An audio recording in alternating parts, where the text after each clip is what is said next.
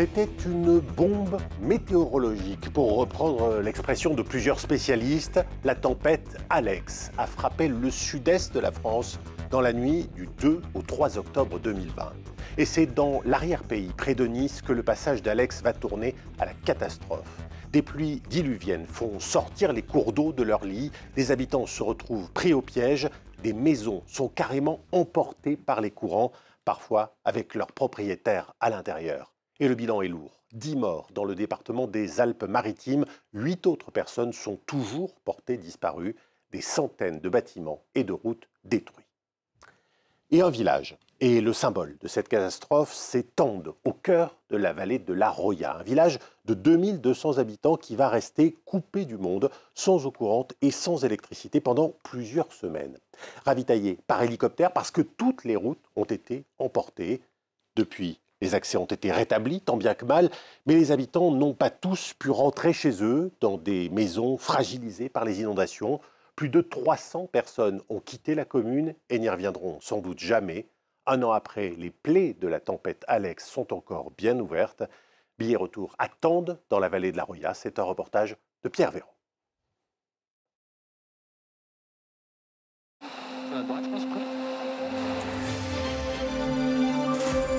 Le temps des hommages dans les Alpes-Maritimes, un an jour pour jour après le passage de la tempête Alex. 13 communes ont été touchées, 18 victimes, dont 10 seulement ont été retrouvées. La vallée, ses habitants sont traumatisés. Et ça sera peut-être pour longtemps. Cela fait forcément écho à ce berger de Tende, Paul Giordano, disparu depuis le passage de la tempête. Ce matin, les élus lui rendent hommage. Une statue à son effigie va être inaugurée à 11h30 à la chapelle de Tende.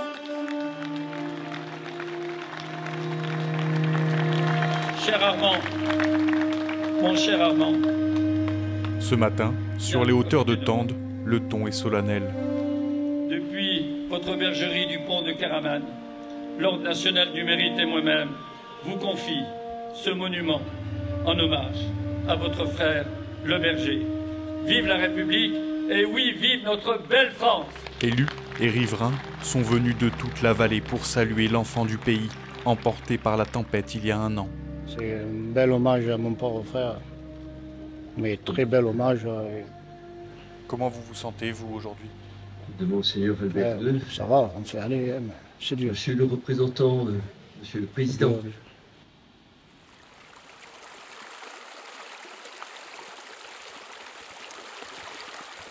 Le soir de la tempête, Armand et son frère guidaient leurs brebis vers la bergerie. Sentant l'orage les rattraper, pour faire avancer les bêtes, Armand a pris la tête du troupeau. Son frère fermait la marche. On a traversé ce pont, j'ai encore dit à mon frère, on est sauvé, le pont il a tenu. D'un coup j'ai entendu tout craquer et je t'ai vu tout partir là. Lui, les brebis, enfin, on ne dira rien, il n'y a plus rien à dire. Armand est lui aussi emporté par les eaux. Tu avais des branches, du bois, des pierres qui te tapaient dans les jambes, dans les côtes. Pendant plusieurs heures, malgré la violence du courant, il résiste, accroché à un arbre. Il y a cet arbre là. C'est lui mon sauveur. C'est lui qui a tenu et que je suis encore là, sinon je ne serais plus là aussi bon. Un an après, le corps de son frère n'a toujours pas été retrouvé. Tu ne peux pas faire ton deuil tant que tu ne le retrouves pas. Bah, je ne sais pas où il est. Il y est par là, là ou à Ventimille ou dans la mer, j'en sais rien. Mais s'il faut, il est enterré là-dessous. Hein. Parce que s'il est par là avec 4 ou 5 mètres de terre sur lui et des pierres, ces blocs là, qu'est-ce que vous voulez trouver? Tu ne trouves plus rien. Hein. Il y a quelques jours, Armand a déposé une stèle à l'endroit où son frère a disparu. De toute façon, il n'est pas au cimetière, alors au moins on viendra ici, hein, quand on peut. Et nous, quand on passe, quand je passe, je le vois tous les jours, au moins. Et voilà. Hein. Je pense à lui, et ça me réveille même, enfin, ça me réveille. Je dormais déjà pas trop, mais maintenant je ne dors plus comme avant, hein. Encore moins qu'avant. Et voilà. Qu'est-ce que vous voulez faire? Et ça, on le gardera tant qu'on vit.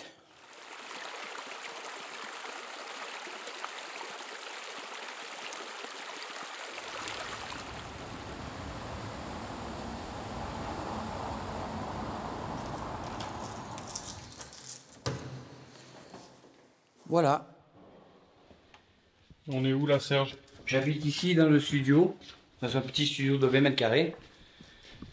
Je suis pris en charge par le conseil général. Au lendemain de la catastrophe, Serge a été relogé ici. Sa maison est située dans une zone désormais classée dangereuse. J'ai la cuisine, la chambre et le salon, tout est là, quoi.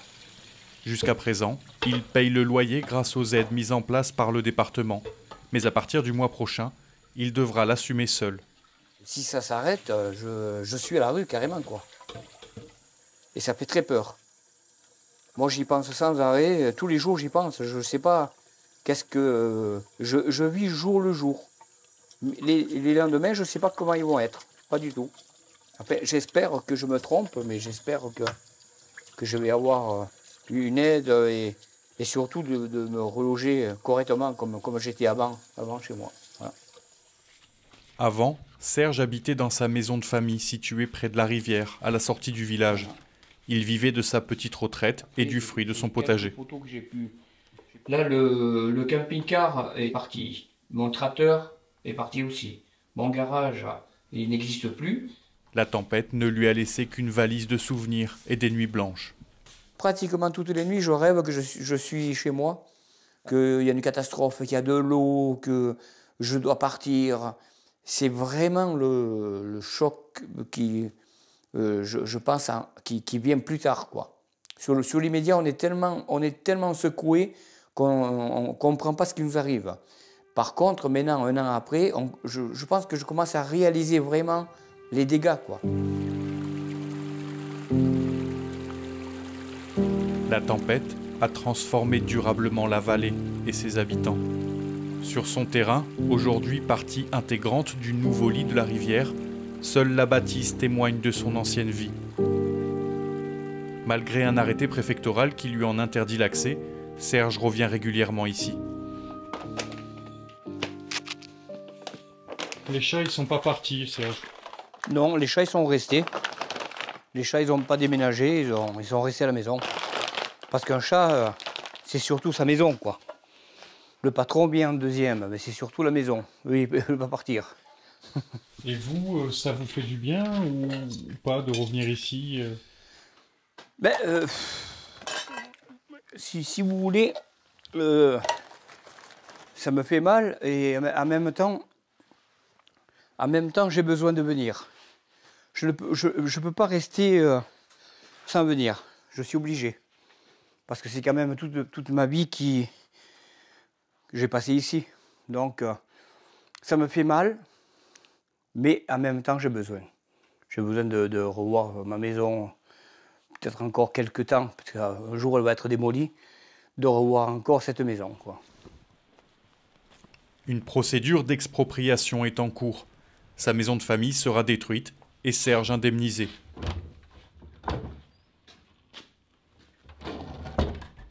Le retraité craint que cette somme ne lui permette pas de se reloger à Tende. Vous avez pensé un moment à quitter Tende? Non, jamais. Non. C'est mon pays, c'est ici que je suis né. Et aller où? Mes racines sont à Tende. J'ai mes racines, j'ai mes habitudes, si. Partir, non. C'est pour ça qu'il faut aider les gens comme moi à pouvoir rester. Comme Serge, une dizaine de familles va devoir faire le deuil de leur maison.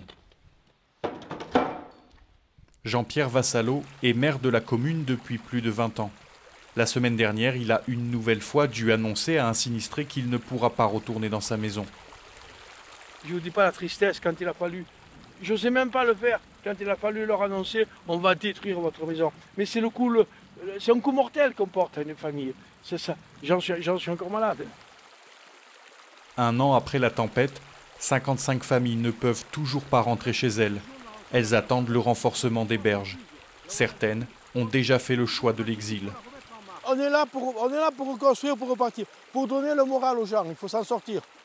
Et surtout, il faudrait que des gens reviennent au village. Reviennent, voilà, c'est le mot essentiel, que les gens reviennent. Pourquoi vous dites ça? Pourquoi? Parce que demandez à monsieur le maire, depuis le mois d'octobre-novembre l'an dernier, vous avez une collection de ménages qui sont partis définitivement pour habiter en bas. Ça vous rend triste? Ah ben c'est triste. Vous avez un village, excusez-moi l'expression, il est mort.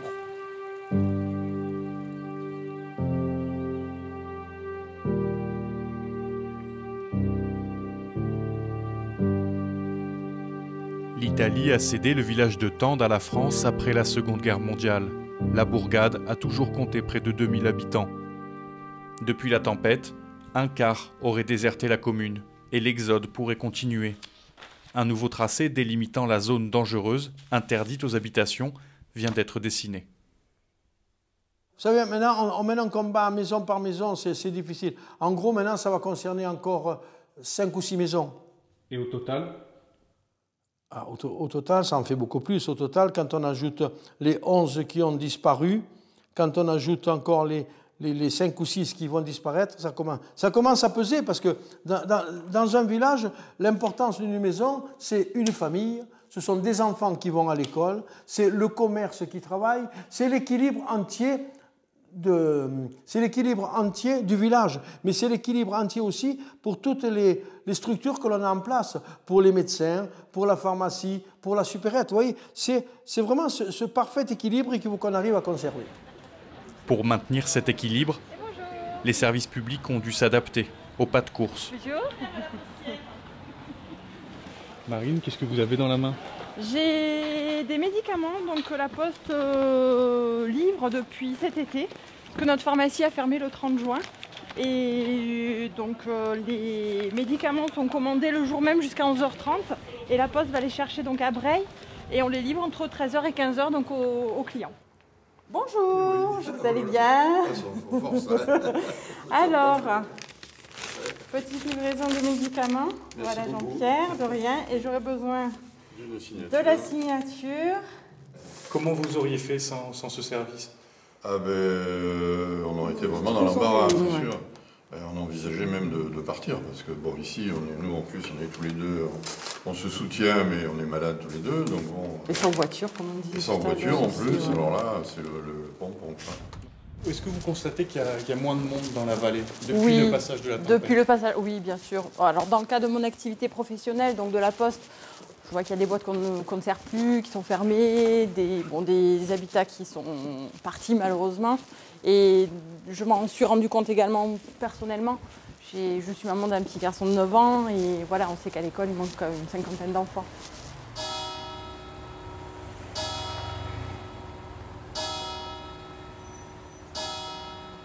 Hormis une voie ferrée vieillissante, l'activité et l'économie du village dépendent de 2 voies d'accès. L'une vers l'Italie voisine, l'autre vers les côtes françaises. Depuis la tempête, la première est impraticable, la seconde toujours en chantier. Ce qui a changé, c'est que ça allonge notre temps sur la route. On perd du temps en voiture, du temps qu'on ne perdait pas auparavant.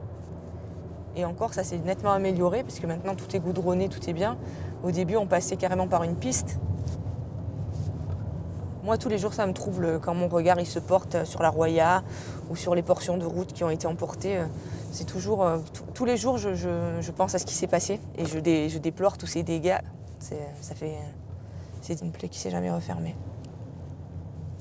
Nadège est infirmière libérale. Elle a aussi dû quitter sa maison dont les fondations ont été mises à nu par les eaux. Bonjour. Bonjour. Ça va? Et vous? Oui, ça va. Merci. Pendant les semaines qui ont suivi la catastrophe, malgré le traumatisme et la fatigue, elle a assuré ses tournées. Aujourd'hui, elle aimerait souffler un peu, mais impossible de recruter. Avant la tempête, nous étions 3 infirmières. Là, on n'est plus que 2. Notre 3e collègue, c'était son projet de vie de changer. Elle voulait partir pour travailler sur la côte. Mais le problème, c'est qu'elle n'a pas pu être remplacée parce qu'on n'a pas assez de patientèle. Alors en présentiel, on travaille beaucoup, mais on a beaucoup moins de clients. Ça pèse sur votre quotidien? Ça pèse sur le quotidien parce que c'est long. Parce que maintenant, ça fait 1 an. 1 an qu'on travaille comme ça.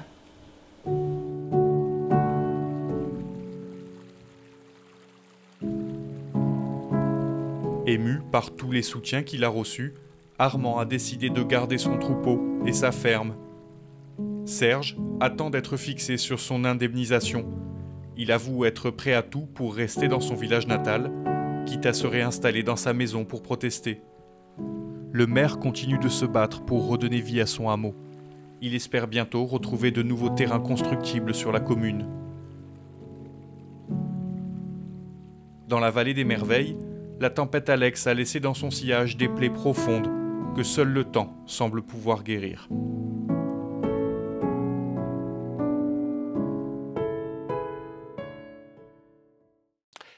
Et voilà donc pour ce reportage dans la vallée de la Roya, un reportage que vous pourrez retrouver bien sûr sur france24.com.